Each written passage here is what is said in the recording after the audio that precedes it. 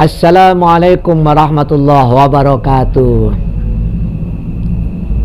Alhamdulillahilladzi ja'alana minal muslimin wa af'amana min ulumiddin. Asyhadu an la ilaha illallah wahdahu la syarika lahul malikul mubin. Wa asyhadu anna Muhammadan abduhu wa rasuluhul amin. Allahumma salli wa sallim wa barik ala sayyidina wa habibina wa maulana Muhammadin wa ala alihi wa ashabihi ajma'in. Amma ba'du.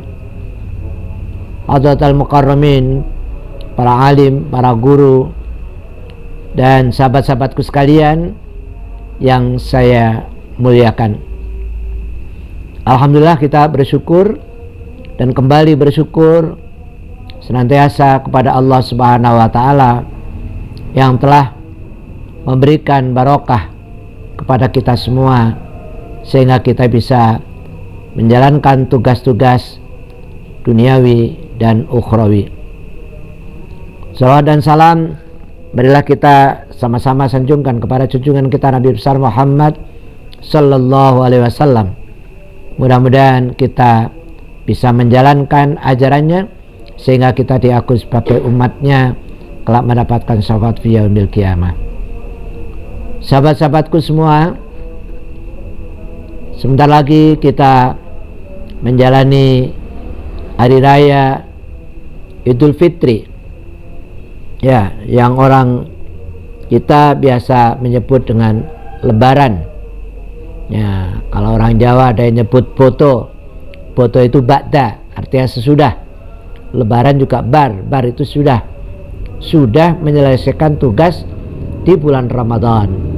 Maka terjadilah Idul Fitri.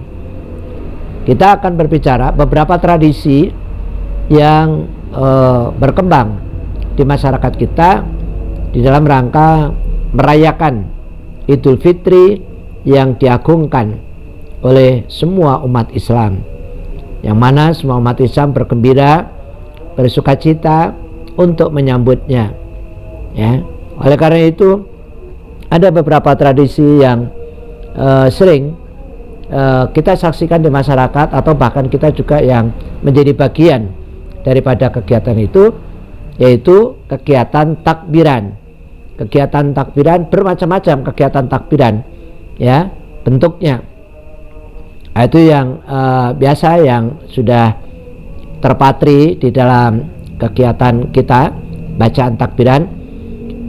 Allahu Akbar, Allahu Akbar, Allahu Akbar. La ilaha illallah, Allahu Akbar, Allahu Akbar walillahil hamd. Ini ada bermacam-macam. Dulu pada waktu saya kecil di kampung halaman itu biasa kalau tradisi malam hari raya Idul Fitri itu takbiran. Anak-anak kecil sampai anak-anak remaja itu baris di jalan raya dengan membawa becak. Dulu musim becak, ya. Di situ ada pengeras suara, ada toaknya, kemudian ada mic, ya, mic di depan dan mic di belakang dengan kabel panjang. Itu yang membatasi anak-anak untuk berbaris di dalam rangka takbiran. Nanti yang kakak-kakak senior itu yang memimpin takbir, itu remaja-remaja kampung kita, ya, panjang sekali, dan banyak itu yang menyaksikan. Ibu-ibu itu di pinggir jalan pada menyaksikan kita jalan, rasanya senang banget gitu, ya. Ini tradisi di kampung. Dan pada waktu itu, ya, karena musim ada petromak, ya, lampu petromak, dan sebagian bawa obor atau oncor itu, ya, dari bambu itu, ya. Dari bambu dikasih sumbu, dikasih minyak tanah. Nah, itu kemudian menjadi penerangan kita. Nah, itu pada zaman dulu. Kemudian sekarang, ya sampai sekarang ini tradisi di kita di Depok juga masih ada. Itu tradisi pawai obor, jadi takbiran. Ya, malam takbiran itu ada satu RW atau satu RT, ya, mereka keliling jalan di sekitar lingkungannya itu mengadakan pawai obor sambil takbiran. atau dibalik takbiran sambil pawai obor. Nah, itu masih terjadi. Ini memang tradisi lama ya, tradisi kita di masyarakat Indonesia terutama, dan mungkin di beberapa daerah. Malah kalau kita lihat kemarin ya, waktu itu di Sulawesi atau di mana itu, dengan botol kerating deng, waktu itu ribuan botol kerating deng kemudian dikasih sumbu, dinyalakan, akhirnya menjadi hiasan yang indah sekali di malam Idul Fitri itu. Kemudian juga pada waktu di Jakarta ya, anak-anak remaja itu diangkut truk ya, truknya polisi, ada beberapa truk untuk takbiran keliling di Jakarta. Waktu itu kita di Jakarta Selatan, keliling di Jakarta Selatan ya, sampai tengah malam kita kemudian di drop pulang lagi, yaitu takbiran. Di Depok juga waktu itu pernah kita takbiran ya, dikoordinir oleh pemerintah, bahkan dikawal oleh polisi lalu lintas dengan mobil, dengan motor, di belakangnya baris ya, kita anak-anak remaja takbiran ya di sekitar Jalan Margonda dan beberapa tempat lainnya.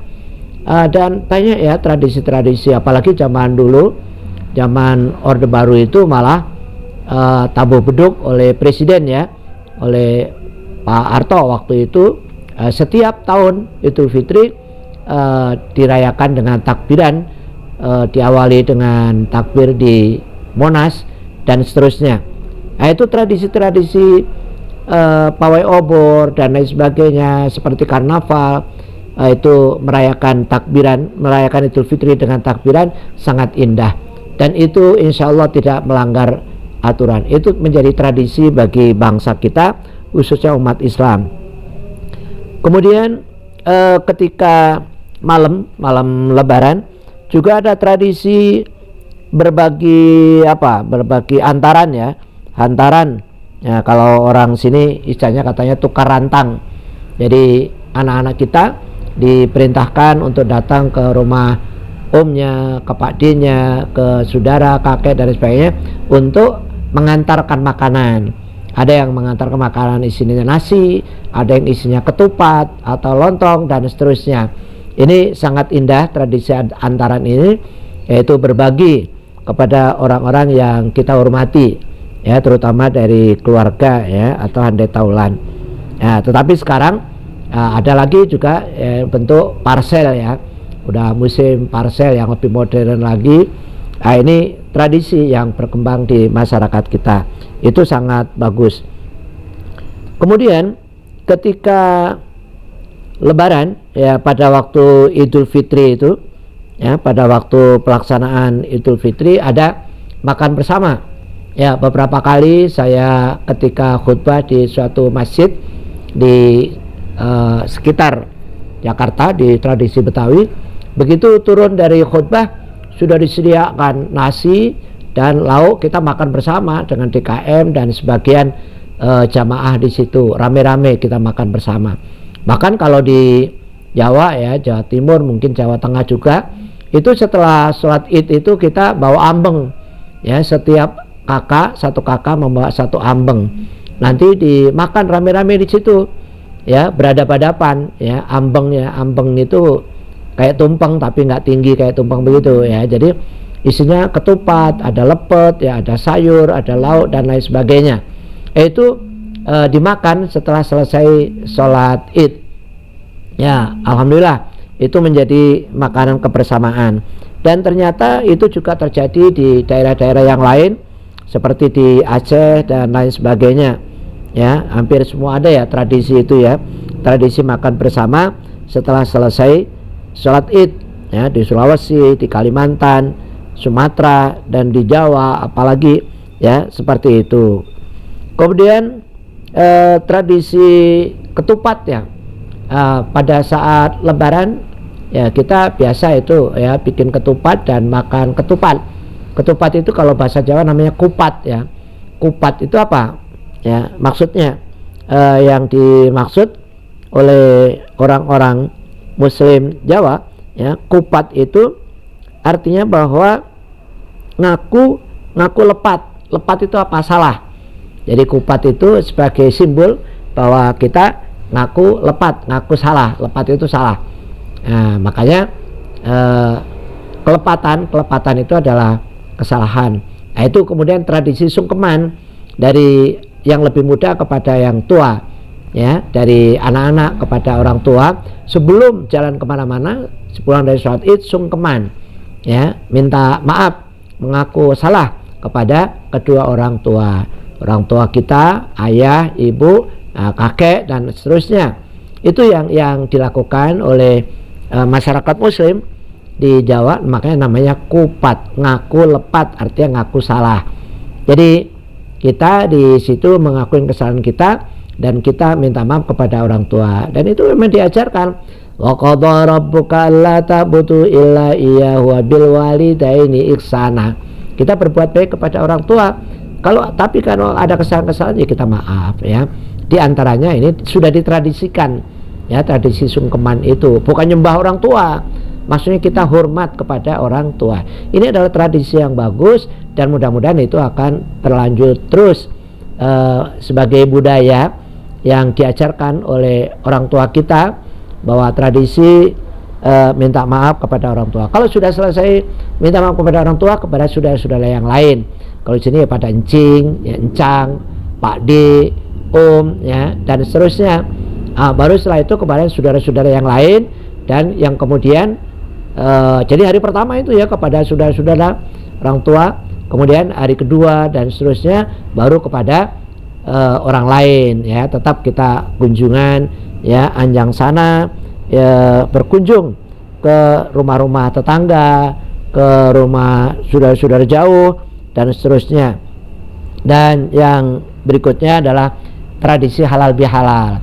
Usai daripada merayakan Idul Fitri, ya, mungkin seminggu atau 10 hari, itu ada tradisi halal bihalal yang biasa dilakukan kalau di negara kita ini, ya, mulai dari kenegaraan, dari presiden, menteri-menteri, ya, bahkan sampai di kantor-kantor pada umumnya atau di komunitas-komunitas ada halal bihalal. Ya, intinya juga tadi membangun komunikasi, silaturahim, maaf-maaf dan lain sebagainya. Ini tradisi semua yang terjadi pada saat Idul Fitri atau pasca Idul Fitri, dan ini semuanya mengandung kebaikan. Baik, terima kasih atas perhatiannya. Mudah-mudahan bermanfaat bagi kita semua, khususnya bagi kaum muslimin. Selamat merayakan hari raya Idul Fitri. Minal aidin wal faizin wal makbulin wa antum bi khair. Taqabbalallahu minna minkum wa taqabbal ya karim. Assalamualaikum warahmatullahi wabarakatuh.